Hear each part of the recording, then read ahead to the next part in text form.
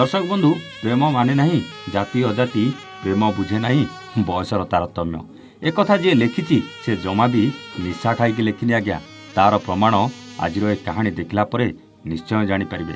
ए प्रेम थिला 75 वर्षीय वृद्धा सहित यही 35 वर्षीय युवतीर सबु परे एमाने बाहा हेबाकू निष्पत्ति नैथिले।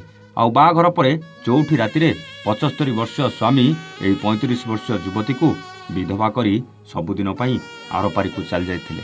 कौन थिला पूरा कहानी जानिबा पई आसंतु आरंभ करिबा आजिर ए कहानी।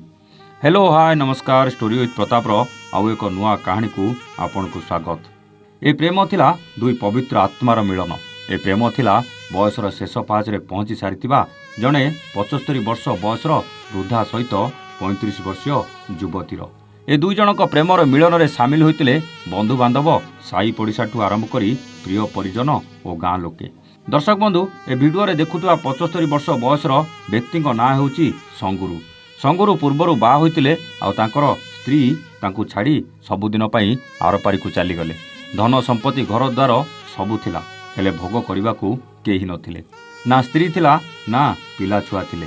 सेतिकी बेले ए 35 वर्षीय युवती मीना सहित देखा हुए आ उभयंकर प्रेम भी हो जाए। मीना भी आगरू विवाहित से तीन छुआर माँ हेले तांको प्रथम स्वामी एमानकु छाड़ी अजणा राज्यर अतिथि हो सारिथिला। आउ मीना सबुदिन पई विधवा जीवन काटुथला। एमानक प्रेम कथा जेतेबेले गाँ लोके जानिथिले गाँ रे पंचायत बसिथिला आउ उभयंक बाहाघर करबाकू निष्पत्ति हेतिला। आउ मीनार 3 छुआंकू भी सुंगुरु ग्रहण करियो बोली लेखापड़ा भी हैला। तापरे बड़ धूमधाम रे बाहाघर हेतिला आउ सेई बाहाघर रे समस्ते जोग देइथिले। बाजा बाण रोषणी सह बाहाघर भी संपन्न होइतिला। बाहाघर परे सेमाने चौठी दिन बड़ भोजीर आयोजन भी करथिले आउ सेई भोजीर मजा भी समस्ते नैथिले।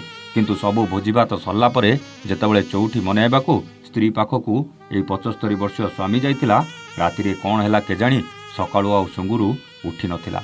स्त्री मीना चित्कार करी करी डाकी चलथिला हेले स्वामी किछि भी सुनु नथिला। स्वामी थिले तो सुनिबो स्वामी पा हारपारी को सबुदिन पई चल जाइतिला। स्त्री मीनार चित्कार सुनी गाँ लोके एकाठी हो जाइतिले आउ तुरंत स्वामी को डाक्तरखाना नैथिले हेले डाक्तर तांकू मृत घोषणा करथिले। शेष में पोस्टमार्टम रिपोर्ट आसीथिला आउ देखिला बेलकू स्वामीर मृत्यु हार्ट अटैक रे हितिबा स्पष्ट होइतिला। आउ ए मीना पुणी थरे विधवा हो जाइतिला। किंतु सेही स्वामी सुंगुर सबु संपत्तिर मालिक हो जाइतिला। से संपत्ति कथा जा हो आज्ञा ए बयस रे जनकू प्रेम करी बाहा हेबाकू साहस करिथिबा मीना को समस्ते धन्यवाद देउथले।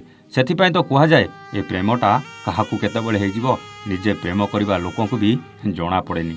ना मानिथिला बयसर तारतम्य 75 वर्ष को 35 वर्ष थरे भाविले केमिति प्रेमटा हला आउ पुणी बा भी हेले। सेथिपई कुहा जाए भगवान जाहाकू जोड़ती ताकू केही अटकेई पारंतिनी।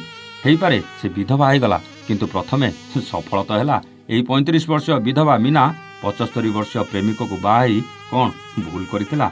उभय उभयक सहारा तो होइतांते किंतु ए समयटा सिना हेमानक साथ देलानी। मु जानिनी आपण एई प्रेम को केते ग्रहण करिवे।